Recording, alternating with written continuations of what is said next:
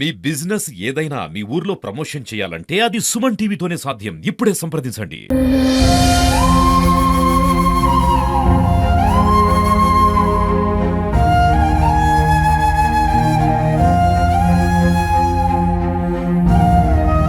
Welcome to Suman TV Warangal.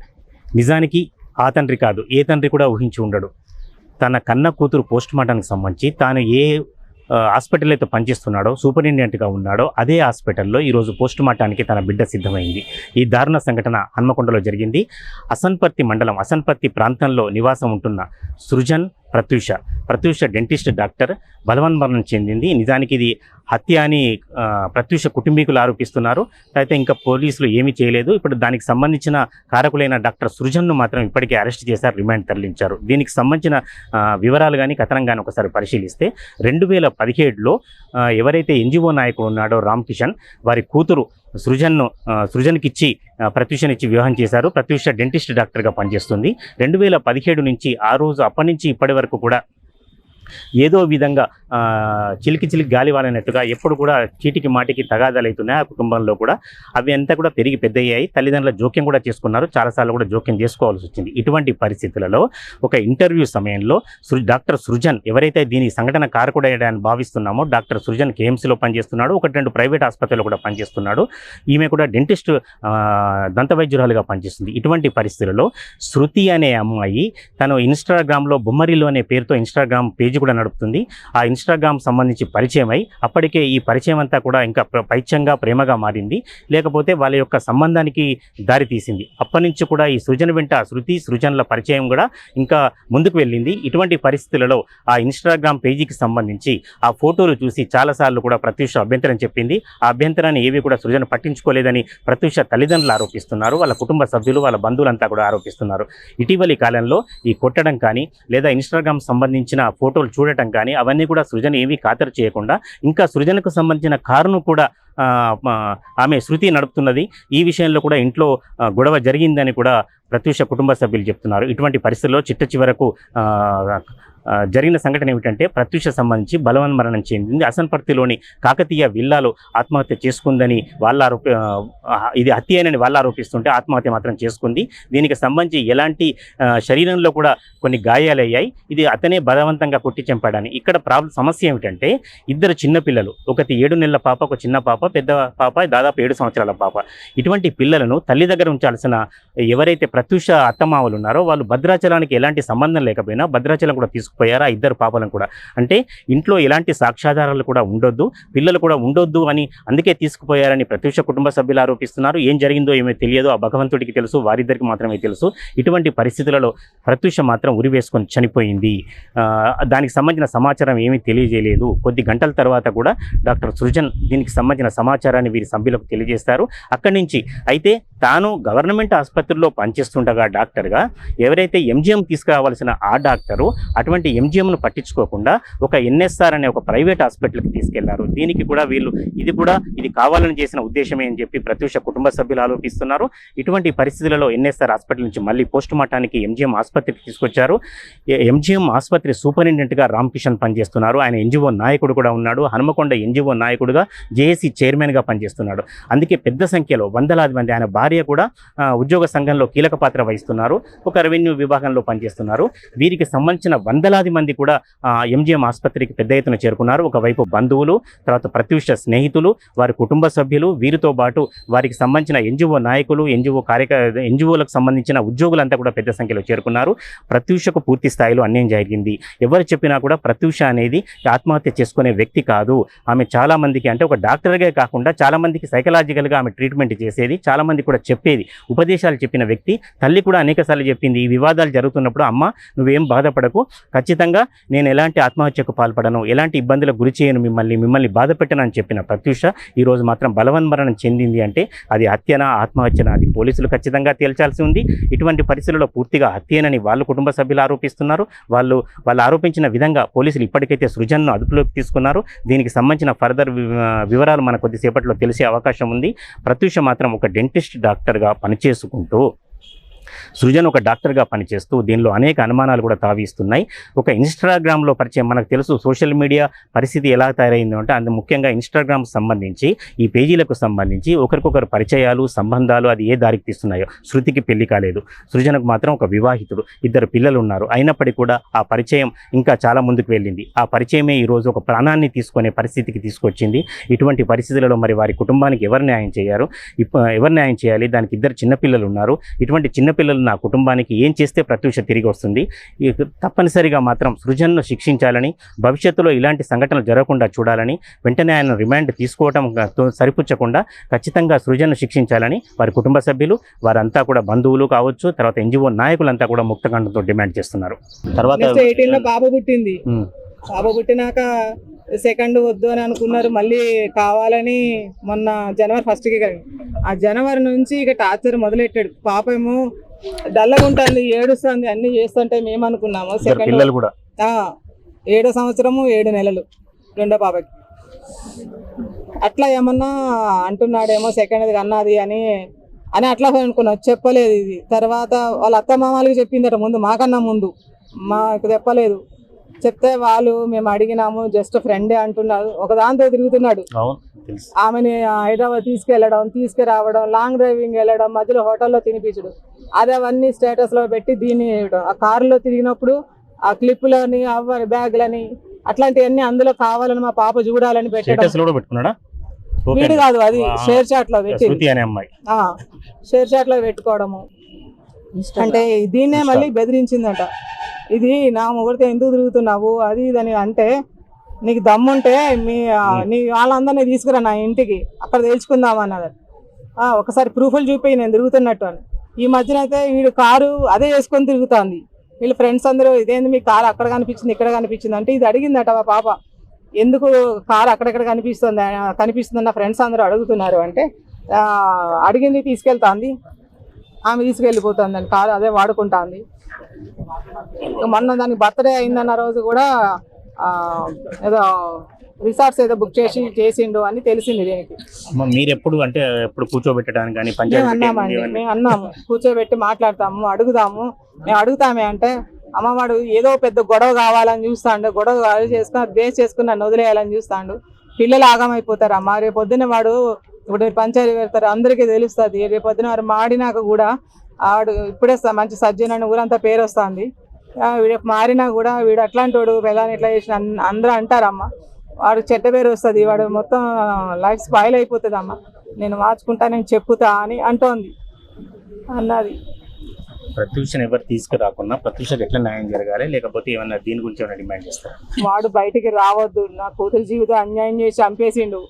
వాళ్ళ అత్త మామ కూడా, వాళ్ళ అత్త టార్చర్ కూడా బాగుంది. వాళ్ళ చుట్టుపక్కల అందరినీ అడగండి, దాని ఫ్రెండ్స్ని. వాళ్ళ అత్త వాళ్ళు ఎంత టార్చర్ పెట్టారు, వాళ్ళ ఫ్రెండ్స్ అందరినీ అడగండి. వాళ్ళ అత్త టార్చర్ కూడా బాగున్నది.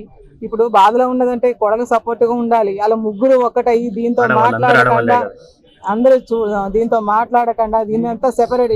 బిడ్డ వచ్చే బిడ్డ ఏమైనా ఉంటే నేను చూసుకుంటా, నేను పెంచుకుంటాను వచ్చాయంటే, అమ్మ ఆగస్టు 17 నా మ్యారేజ్ డే ఉంది కదా, అప్పటి వరకు చూస్తాను, మారకపోతే నేనే వచ్చేస్తానమ్మా అన్నది. వచ్చే బిడ్డ ఏం కాదండి, 1 నెల చూద్దాం, మారకపోతే నేను వచ్చేస్తా, పిల్లల్ని తీసుకుని వచ్చేస్తా, నేను చదువుకున్నా, నేను జాబ్ చేసుకుంటా అమ్మా అన్నది. ఆత్మహత్య చేసుకునేంత వ్యక్తి కూడా కాదు, అస్సలు కాదు. నీకన్నా డబల్ ధైర్యం అని నాకు చెప్పిందండి. నేను ఏ పరిస్థితిలో చేసుకోనమ్మా, నీకు మాట ఇస్తున్నా, అసలు ఆ తాటు కూడా నీ బుర్రలోకి రానియకు అన్నది. స్పష్టంగా చెప్పిన అమ్మాయి స్పష్టంగా చెప్పిందండి. అది పిరికిది కాదండి, చేసుకున్నంత పిరికిది అస్సలే కాదు.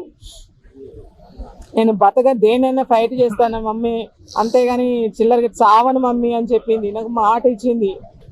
నీకన్నా డబల్ ధైర్యం అమ్మా నాకు అన్నది. వాళ్ళ ముగ్గురు కలిసి ఆగం చేసి కాదండి.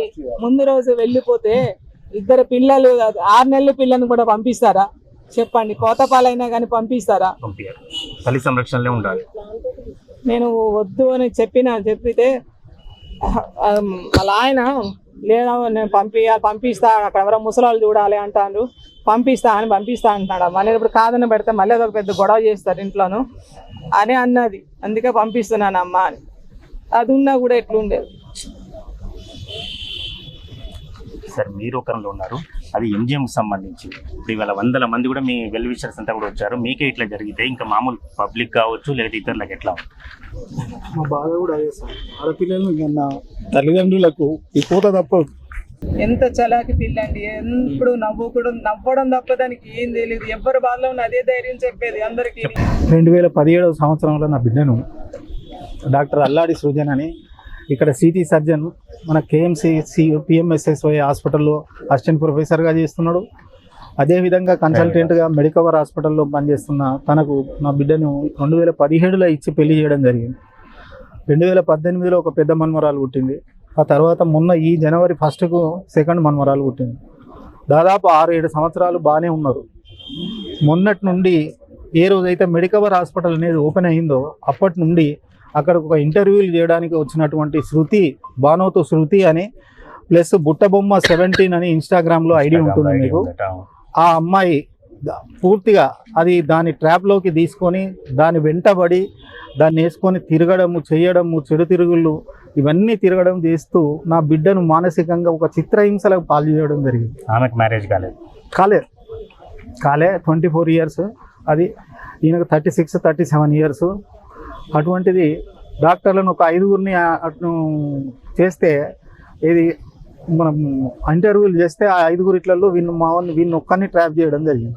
ఈ ట్రాప్ చేసి అప్పటి నుండి ఇప్పటి వరకు ఈ 10 నెలల నుండి నా బిడ్డ ఒక చిత్రహింసల పాలే కంప్లీట్గా. ఇట్లాంటి జరిగింది నా బిడ్డ ముందు తల్లికి చెప్పుకోక నాకు చెప్పుకోక అత్తకు చెప్తే కూడా అత్త మామ ఇద్దరు కలిసి కొడుకు సపోర్ట్ చేసి నా కొడుకు ఇట్లనే తిరుగుతాడు, నువ్వు అడగొద్దు, నువ్వేం చేయొద్దు, ఇట్లా ఎంతో మంది ఫ్రెండ్స్ ఉంటారు చేస్తారు కాబట్టి వాడిని నువ్వెట్లా ప్రశ్నిస్తావు అని చెప్పి ఇట్లా వాడిని ఎంకరేజ్ చేసి వాడిని పురిగొల్పి వీళ్ళు ఒక ప్లాన్ ప్రకారంగా నిన్న మర్డర్ చేయడం జరిగింది. ఎట్లా అంటే ఒక 7 నెలల పాపను చెప్పకుండా చేయకుండా తల్లి దగ్గర ఉంచకుండా 7 సంవత్సరాల మన్మరాలను 7 నెలల పాపను ఆయన మన్మరాలను ఇద్దరిని వాళ్ళని తీసుకొని భద్రాచలం పోయాను.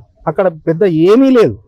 పెద్ద పాపను తీసుకుపోయి చిన్న పాపను బిడ్డ తల్లి దగ్గర ఉంచమని కార్యం కూడా కాదు, ఉంచమంటే కూడా ఉంచకుండా వాళ్ళు ప్లాన్గా ఏం ప్లాన్ అంటే అది ఇక్కడ బిడ్డలు ఉండొద్దు, పిల్లలు ఉండొద్దు, వాళ్ళు ఉండొద్దు. వాళ్ళ అత్త మామ ఇద్దరు ఈ బిడ్డలు మనవరాళ్ళు 4 పోతే వీళ్ళు ఇద్దరే ఇంట్లో ఉన్నారు. ఈ ఇద్దరే ఇంట్లో ఉన్న సందర్భంలో వాళ్ళు అటు పోయిండ్రు. వీడు 4:30కు కొట్టిండు, చేసిండు, వీడే చంపిండు, మ్యాక్సిమంగా చంపేసి దానికి ఉరేసి దాన్ని ఏదో పలగొట్టిన అన్న ఒక సీన్ క్రియేట్ చేసిండు. వాడు చేసి అన్యాయం చేసిండు సార్. ఇంత ఘోరంగా అన్యాయం చేసినటువంటి మేము కోరుకునేది ఏం సార్ అంటే ఈ స్థాయిలో ఉన్న మేమే ఎదుర్కోలేకపోతే ఇక మామూలు వాళ్ళ పరిస్థితి ఏంది. వాడు ఇవాళ నేను ఒక డాక్టర్ను, నాకు ఇంత సంపాదన ఉన్నది, ఇంత ఆదాయం ఉన్నది అని చెప్పి ఒక విర్రవీగి ఆ బలుపుతోటి చేసిన పని తప్ప. అందుకే కొంతమందిని అనుకుంటాం సార్ ఏంటంటే ఈ చెడు తిరుగుళ్ళు అలవాటు ఉన్న వాళ్ళకు అమ్మాయిలను ఇస్తే వాళ్ళ పిల్లల భవిష్యత్తులు నాశనం అయిపోతాయి అనుకోం కదా, మంచి అనుకుంటాం కదా. అట్లాంటిది బిడ్డ జీవితం నాశనం అయింది, నా బిడ్డ ప్రాణమే పోయింది. వాళ్ళను సార్ మేము కోరుకునేది ఏంటంటే వాడు డాక్టర్ సృజను, ఆ శృతి తర్వాత మన అమ్మ నాన్నలను ఖచ్చితంగా కఠినంగా శిక్షించాలి సార్. ఎందుకంటున్నా అంటే ఈ కడుపు కోత ఇంకే తల్లిదండ్రులకు రావద్దు.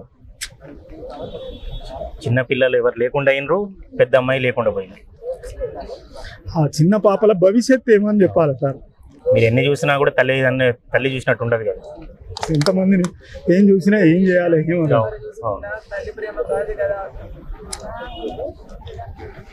తప్పనిసరిగా సార్. ఇప్పుడు ప్రైమరీ వరకు వాళ్ళు అయితే న్యాయం చేస్తామని చెప్పి అంటున్నారు. పిటిషన్ ఇచ్చినట్టు ఉంది కదా. లో ఉండే ఒక ప్రధానమైన వ్యక్తికి, హన్మకొండకు సంబంధించిన ఒక ప్రధాన బాధ్యత నిర్వహిస్తున్న వ్యక్తికి ఇలాంటి అన్యాయం జరిగింది. దీనిపై ఎట్లా స్పందిస్తారు సార్? రామకృష్ణ అన్న మా వరంగల్ జిల్లా టీఏజీఓస్ అధ్యక్షుడు, వారు వరంగల్ జిల్లా జేఏసీ చైర్మన్. మరి వారు వాళ్ళ కూతుర్ని ఒక మంచి సంబంధం ఒక డాక్టర్కి ఇస్తే వాళ్ళు సుఖశాంతులతో ఉంటారని చెప్పి ఉద్దేశంతో వారు వివాహం జరిపించడం జరిగింది. మరి ఒక మహిళే శత్రువురాలు అన్నట్టు మరి బానోతు శృతి అనే అమ్మాయి యూట్యూబర్ ఎవరైతే ఉన్నారో మరి డాక్టర్ సుజన్ అనే వ్యక్తికి మరి ఒక ఇంటర్వ్యూ ద్వారా పరిచయం అయ్యి మరి ఎప్పుడైతే 8 నెలల క్రితం పరిచయం అయినట్టు మా దగ్గర ఇన్ఫర్మేషన్ అనేది, మరి దాదాపు ఎప్పుడైతే అమ్మాయి ఆయన జీవితంలోకి అడుగుపెట్టిందో మరి ఆ అమ్మాయిని చేసుకునే ఉద్దేశంతో మరి ప్రత్యూష అన్న వాళ్ళ కూతుర్ని అప్పటి నుండి విపరీతమైన టార్చర్ పెట్టడం, కొట్టడం, దానికి పూర్తి మద్దతుగా తల్లిదండ్రులు మరి అబ్బాయిని సన్మార్గంలో నడిపించాల్సిన వ్యక్తులుగా, బాధ్యత గల వ్యక్తులుగా ఉండి కూడా మరి వారు వాళ్ళ కొడుకు సపోర్ట్ చేసుకుంటూ నా కొడుకు మగవాడు ఇట్లనే చేస్తాడు అని చెప్పి అటు తల్లిదండ్రులు చెప్పుకోలేక, ఇటు అత్తగారికి ఆమె బాధ సపోర్టు లేక, ఇటు భర్తను భరించలేక మరి చాలా ఊపిక పట్టి ఈ టార్చర్ తట్టుకోలేక మరి నిన్న కూడా ఉదయం గొడవ జరిగిందని మా దృష్టికి ఉన్నది. అమ్మాయి ఒంటి మీద కూడా తీవ్రమైన గాయాలు ఉన్నాయి. తర్వాత అమ్మాయిని హాస్పిటల్ తీసుకుపోయిన సందర్భంలో కూడా అమ్మాయి ఫ్రెండ్ చెప్తేనే అన్న వాళ్ళకు మాకు తెలియడం జరిగింది, కానీ అబ్బాయి కనీసం ఇన్ఫర్మేషన్ కూడా ఇవ్వలేదు. మేము అక్కడికి వెళ్ళి చూసిన తర్వాత అమ్మాయి మరణించిందని చెప్పి అక్కడ తెలియడం జరిగింది.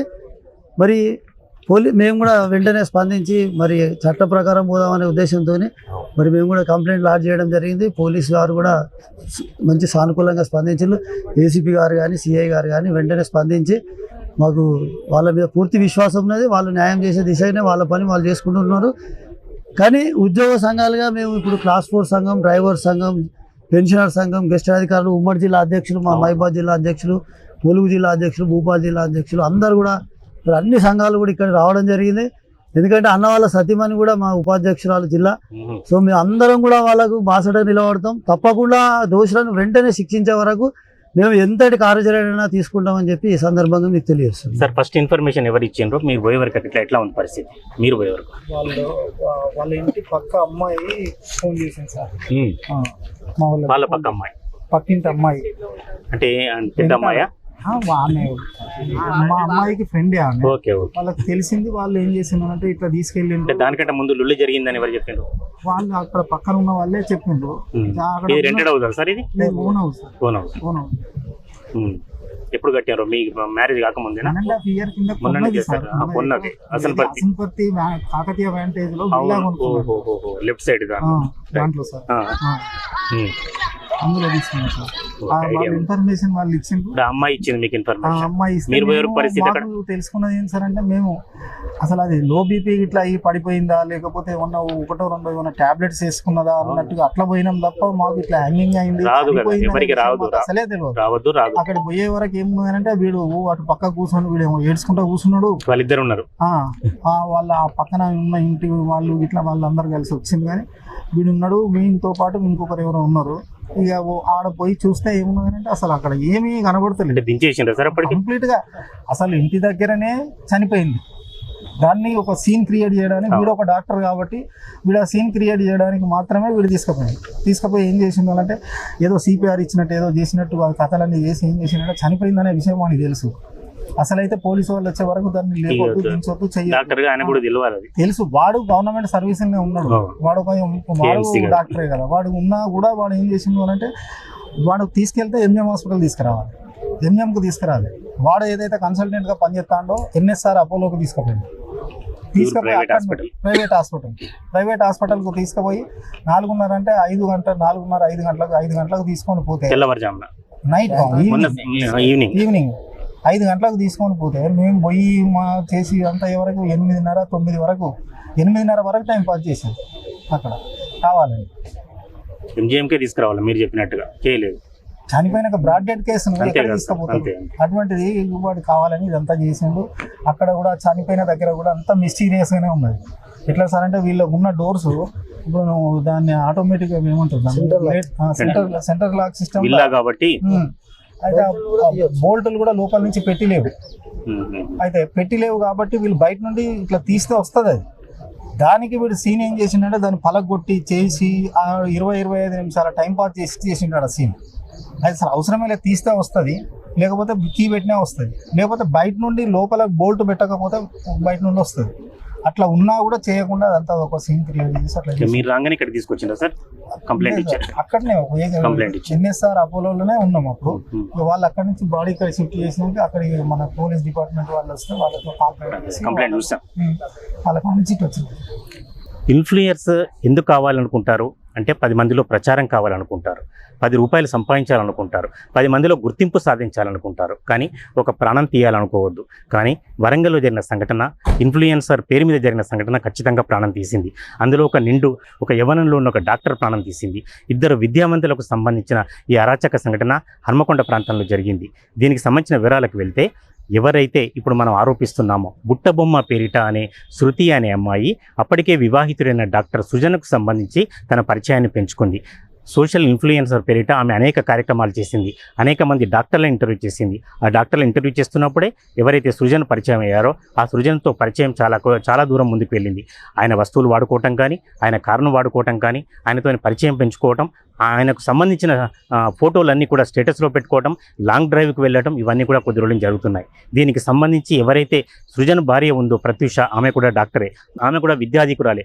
అటువంటిప్పుడు నిలదీసింది. ఈ సోషల్ ఇన్ఫ్లుయెన్స్ పేరిట జరుగుతున్న ఈ కార్యక్రమాన్ని ఆపాలని ప్రయత్నించింది, కానీ ఆమెకు ఫలితంగా జరిగింది. చివరకు ప్రాణం తీసే వరకు ఆ సంఘటన వెళ్ళింది. అనేక సార్లు గొడవలు జరిగాయి, తల్లిదండ్రులు కూడా జోక్యం చేసుకోవాల్సి వచ్చింది. అత్తమామలకు చెప్పినప్పుడు కూడా ఫలితం దక్కలేదు. చివరకు ఈ కార్యక్రమం అంతా కూడా ఒక ప్రాణంతో ముగిసింది. వారి తండ్రి, ఎవరైతే ప్రత్యూష తండ్రి ఉన్నారో రామ్ కిషన్, ఆయన ఎంజిఎంలోనే సాక్షాత్తు సూపరింటెండెంట్గా పనిచేస్తున్నాడు. ఆయన కూడా చాలా పరిచయాలు ఉన్నాయి, చాలా పేరుంది. వారి తల్లి కూడా టీఎన్జిఓస్ నాయకురాలుగా వ్యవహరిస్తున్నారు. ఇటువంటి పరిస్థితుల్లో వందలాది మంది ఎవరైతే ఆత్మహత్య చేసుకుందో ప్రత్యూష, దీనికి సంబంధించి ఇవాళ పోస్ట్ మార్టం ఎంజిఎంలో జరగడం బాధాకరం. ఎంజిఎం సూపరింటెండెంట్గా వ్యవహరిస్తున్న రామ్ కిషన్ కూతురే డెంటిస్ట్ డాక్టర్ ప్రత్యూష. ఆయన భర్త సృజన్, ఆయన ఒక ప్రభుత్వ ఆసుపత్రిలో పనిచేస్తున్నారు, తర్వాత అనేక ప్రైవేట్ హాస్పిటల్లో కూడా కన్సల్టింగ్గా పనిచేస్తున్నాడు. ఆయనకు అనుకోకుండా ఇంటర్వ్యూలో పరిచయమైన ఎవరైతే ఈ శృతి అని బుట్టబొమ్మ అనే పేరిట ఇన్ఫ్లుయెన్స్ ఖాతా నిర్వహిస్తుందో, హ్యాండిల్ నేమ్ నిర్వహిస్తుందో, దానికి సంబంధించి ఆమె ఈ పరిచయం ప్రేమగా మారిందా, తర్వాత వాళ్ళ పరిచయం అలాగే ఉందా, లాంగ్ డ్రైవ్ వరకే వెళ్ళిందా, పరిమితమైందా మనకు తెలియదు. కానీ మొత్తం మీద మాత్రం ఆ పరిచయం వీళ్ళ కుటుంబంలో చిచ్చు రేపింది. కొద్ది రోజులు జరుగుతున్న అల్లర్లు చివరకు ప్రాణం తీసే వరకు పరాకాష్ఠకు చేరుకుంది. ప్రత్యూష ఆత్మహత్య చేసుకుందని వాళ్ళు చెప్తున్నారు, కానీ బలవంతంగా జరిగిన హత్య మాత్రమే. ఆత్మహత్య చేసుకునే పిరికిది కాదు. ఆమె ఒక డాక్టరు. ఆమె తల్లిదండ్రులు కూడా అనేక సార్లు చెప్పింది, నేను ఎటువంటి పరిస్థితుల్లో ఆత్మహత్య చేసుకోను, ఇలాంటి వివాదం జరిగినా ఏం జరిగినా కూడా నేను ఒకరిని బతికించే ప్రాణం పోసే డాక్టర్నే, మాత్రం ప్రాణం తీసుకునే వ్యక్తిని కాదని ఆమె అనేక సార్లు చెప్పింది. కానీ చివరికి ఏం జరిగింది? సోషల్ మీడియాలో జరుగుతున్న విచ్చలవిడితనం, సోషల్ మీడియా పేరిట జరుగుతున్న కార్యక్రమాలు, ఇవరకు ఒక మంచి డాక్టర్ను కోల్పోయాం. ఇటువంటి పరిస్థితి భవిష్యత్తులో ఇంకెవరికి రాకుండా శిక్షించాలని, సృజన్ను శిక్షించాలని, ఆ శృతిని శిక్షించాలని, వీరిని ఖచ్చితంగా రిమాండ్లకు తీసుకోవాలని, వారి మీద కేసు ఫైల్ చేయాలని వారి తల్లిదండ్రులు మాత్రం కోరుతున్నారు.